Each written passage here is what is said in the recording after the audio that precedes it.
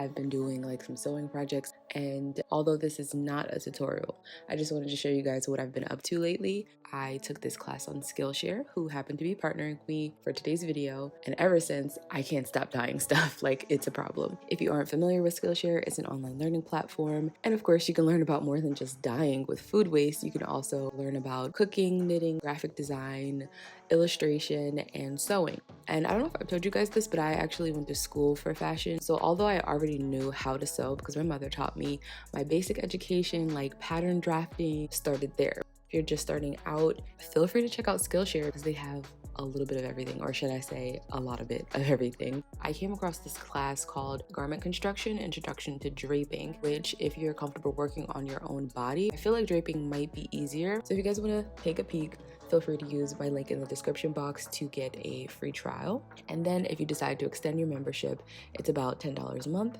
pretty reasonable.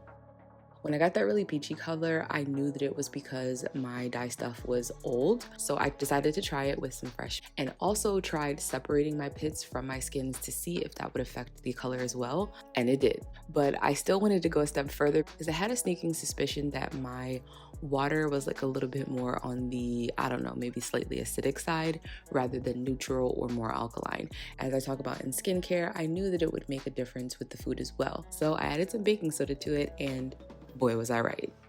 I went fabric shopping. I even ordered some samples because you need to use natural materials. So I got like cottons and linens, which are actually made of flax, and even bamboo. I got a bamboo jersey and satin.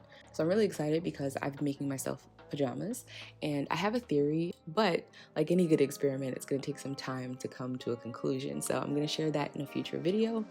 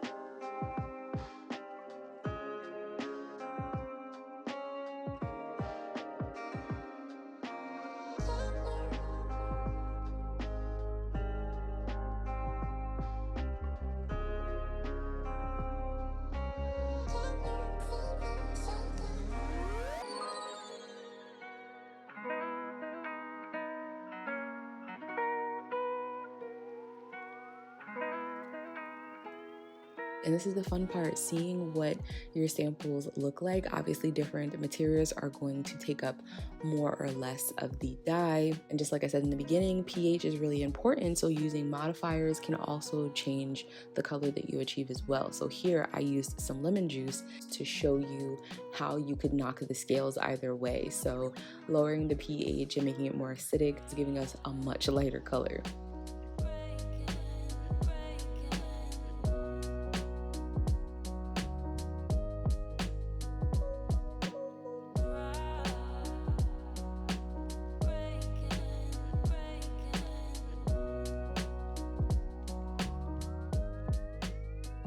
And I left this fabric in my dye bath for like, I want to say like 3 days. Yes, 3 days I just had this bowl just sitting in my living room.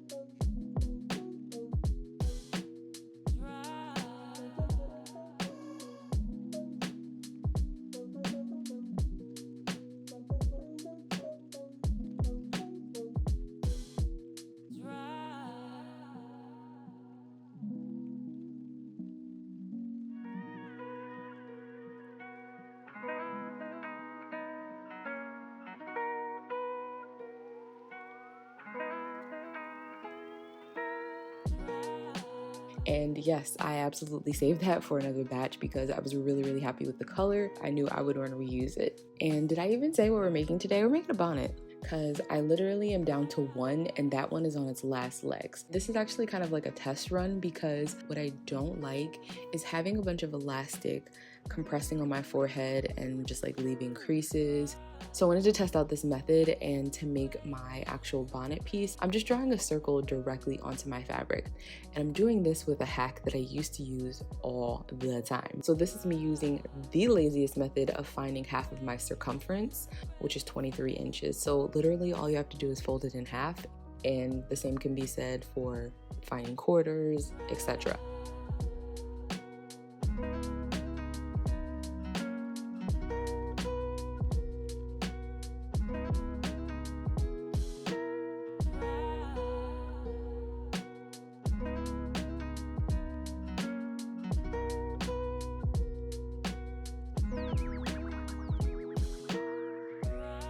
And if you're not using a cutting mat, something that has like some grip to it, like silicone, then creating a pattern would actually be a better idea, because if you're cutting on wood like I am right now, it's too slippery for this fabric. But we're working on restricted space here, so I ain't got time to be buying all that stuff and then trying to figure out where it's supposed to go. And again, like I said, this is not a tutorial because this is just me like playing around. Therefore, I documented nothing, nor do I want to give you guys instructions that may not work out.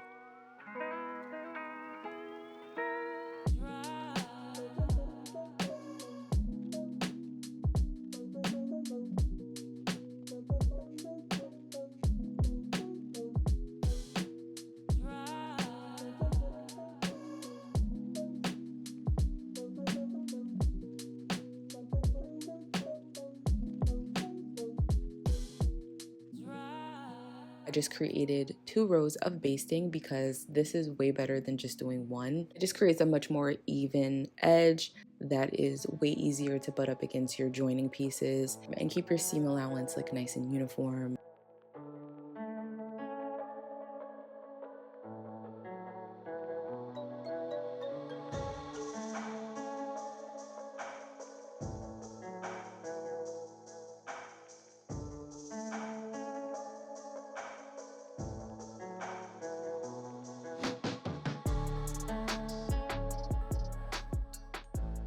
And then now is when you would normally add like your elastic, stretch fabric. I am adding what will be the band that actually fits around my head. And you're probably like concerned because you're like, Arian, how you gonna get this around your dome? Again, this was just me testing to see if I liked it, because I just wanted an alternative to having all of that gathered fabric on my forehead. Like, it's early and I don't know if I'm explaining this well, but like hopefully you get it. And this was the final result. So that's just a little peek at what I've been up to lately. If you guys want more sewing projects, let me know and I'll see you in the next video.